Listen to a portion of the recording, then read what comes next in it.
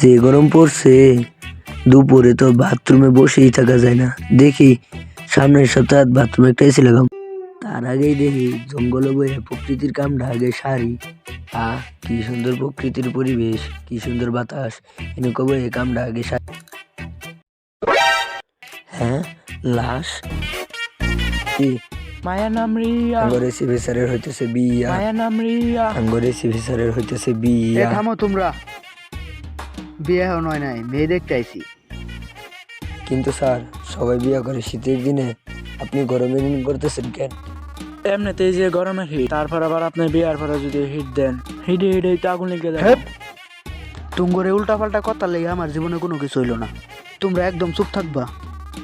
আমি জবরদস্তি না কমে একটা কথাও কবা না, তোমরা একদম মুখ বন্ধ রাখবা। আমি জানি বিয়াটা করাটা আমার পক্ষে কতটা জরুরি। এত বয়স হয়ে গেছে আমার, শার্টে কোনো টেডি নাই, কপালে কোনো বেডি নাই। আগে যেসব পুলান ল্যাংটো আমার চোখের সামনে দিয়ে ঘুরতো, ওইসব পুলান এখন বউ নিয়ে ঘুরে।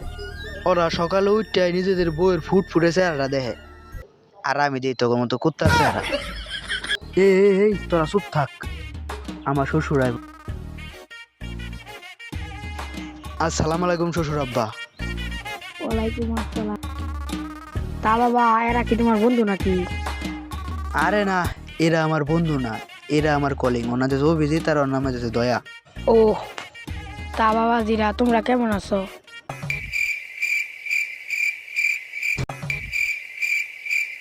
কেমন বেদ পোলার সঙ্গে নিয়েছো? মুরব্বী মানুষ একটা প্রশ্ন করছে, উত্তর বসছো তাই না? দয়া অভিজিৎ, তোমরা এটা কি কথা চাও? মুরব্বী মানুষ একটা প্রশ্ন করছে, উত্তর পর্যন্ত দেও না। তোমরা আমার মানিকদের ডুবাবা নাকি? স্যার, এক মুখ দিয়ে কয় রকম কথা কন আপনি? স্যার, এটা কি আপনার মুখ নাকি পুকটি? আপনি তো আমাদের কথা বলতে না করছেন। স্যার, আমরা এক কথার মানুষ। আচ্ছা বাবা জিরা, তোমরা ঝগড়া করো না, এই নাও শরবত খাও। আরে শরবতের কি দরকার আছে? আমিও শরবত খাই না, আমার লগে যারা আছে ওরাও শরবত খাই না। আর ওরা কি এতই শেষরা শরবত খাওয়ালে গিয়ে আমার লগে আইব? আপনি শরবতটি নিয়ে ফ্রিজে রাইখা দেন গা। ঠিক কইছেন অভিজিৎ? স্যার, শরবতটা যে মজা, গিলাস চারটা চুটটা খাওয়ালাই দিছি। স্যার, আপনিও খান, সেই মজা। আচ্ছা বাবাজি, বাদ দাও, তোমার আমার খুব পছন্দ হয়েছে। তোমার তো কোনো চাওয়া পাওয়া নাই। আমার কোনো চাওয়া পাওয়া নাই। আপনার যদি মনে চায় এই গরমের ভিতরে একটা এসি দিন। আরে আপনি আবার আমারে কিছু মনে করেন না। ঘুমাবো কে আমি? ঘুমাবো তো আপনার মাইয়া। যদি মনে করেন আমি আর কতক্ষণ ঘুমামো? সারা রাত ঘুমামো, তারপর সকালে মুততে আবার ঘুমামো। আর বাদ বাকি বেলা তো আপনার মেয়েই ঘুমাবে। আচ্ছা, একটা নয় এসি দিলাম, আমার মেয়েরে কি তোমার পছন্দ হয়েছে? আপনার মেয়ের আমার পছন্দ হয়েছে। আপনার মেয়ে দেখতে তো আর কম খারাপ না। আচ্ছা, একটা কথা তো জানা হলো না, তুমি কি করো? জি, আমি পড়ালেখা করি, আর পড়ালেখার পাশাপাশি এমতে ফ্রিল্যান্সিং করি। কি দরকার ছিল এই কথাটা কর?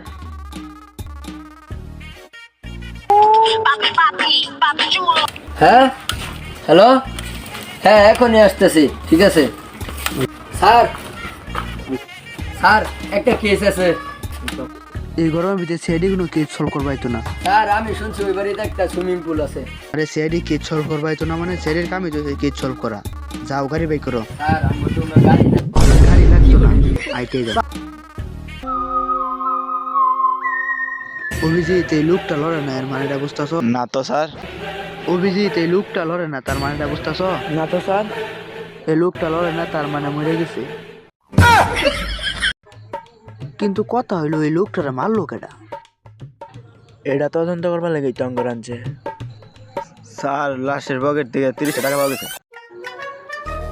29 টাকা আছে, 3 দিনে মিলে 3টা আইসক্রিম খেলবো। তুমি কেমনে ভাবলে লাশের পকেটে টাকা দিয়ে আমরা আইসক্রিম খামু? দেও টাকাটা আমার কাছে থাক। আর অভিজিৎ, এই লাশটারে ফরেনসিক ভাবে পাঠানোর ব্যবস্থা করো। জি স্যার। স্যার, আপনি নদীর পাড়ে বসে আইসক্রিম খেতেছেন, টাকা পাইলেন কই? আরে আসিল আমার কাছে। লাশের পকেটে যে 30টা টাকা পাইছিলেন, ওই টাকাটা এখন দেখা। আমি আপনার আগেই গেছিলাম, ওই 30টা টাকা দিয়ে 3 জনে 3টা আইসক্রিম খাই গা, কিন্তু আপনি এখানে বসে একলাই কোন হান দিতেছুন। আচ্ছা, ওখান থেকে এক কামড় করে দেন। শেষ। আচ্ছা ম্যাডাম, লাশের পকেট থেকে কোনো কিছু পাইছিলেন? একটা আইফোন পেয়েছিলাম। দেখিছেন? আইফোন তো আমি অফিসের কাছে দিছিলাম। কি অভিজিৎ এটা? কইছিলাম না আইফোনটা ভালো হয়নি হবে। কি হলো? কিছু না, দিতাছি। কিন্তু এই আইফোনে তো লক দেয়া, লক কেমনে খুলবো? স্যার, এই আইফোনের লক একজনেই খুলতে কি পারে। সেটা? হ্যাকার লেউরা।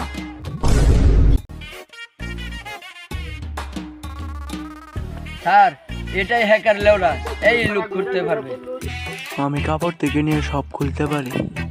তুই থাক, তোর আর বেশি কিছু খুল লাগতো না, এই আইফোনের লকটাই খুল। হয়ে গেছে স্যার, আবার আসবেন।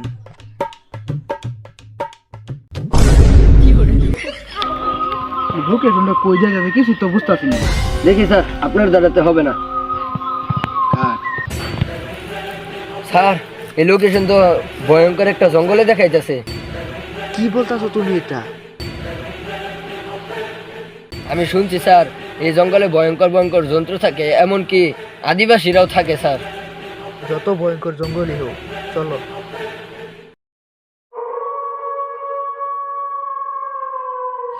স্যার, আমরা এই জঙ্গলে আসলাম, এই জঙ্গলে সত্যি কিন্তু আদিবাসীরা থাকে। তুমি ভয় করো না, আমি আছি না, আমি থাকতে তোমাদের কোনো ভয়। আমার কিন্তু সত্যি ভয় করতেছে, জঙ্গলটা কিরকম নিজুম নিজুম আরে লাগছে। ভয় পায় না।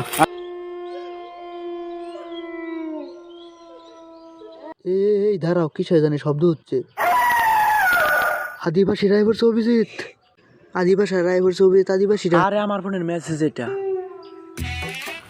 ভয় পাও না তোমরা। আঙ্গুরে কই, নিজে ডরা। ওই থাক। স্যার, আমারে বাঁচান, স্যার, আমারে বাঁচান।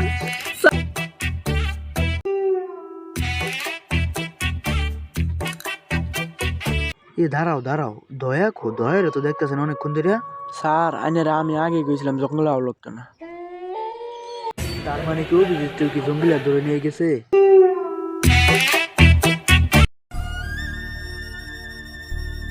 আগে গেছিলাম, আমার জঙ্গল আমার ধরে লয়ে গেল।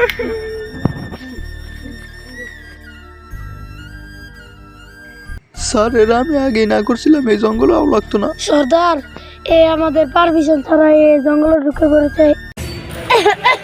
ওর এত বড় সাহস, আমাদের জঙ্গলে ঢুকে পড়ে।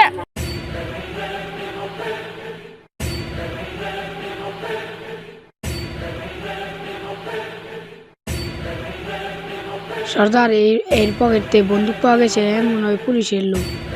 সর্দার, এর সঙ্গে বলে আরো কোনো লোক আছে। সর্দার, এরা মনে আমাদের জঙ্গল দখল করতে এসেছে।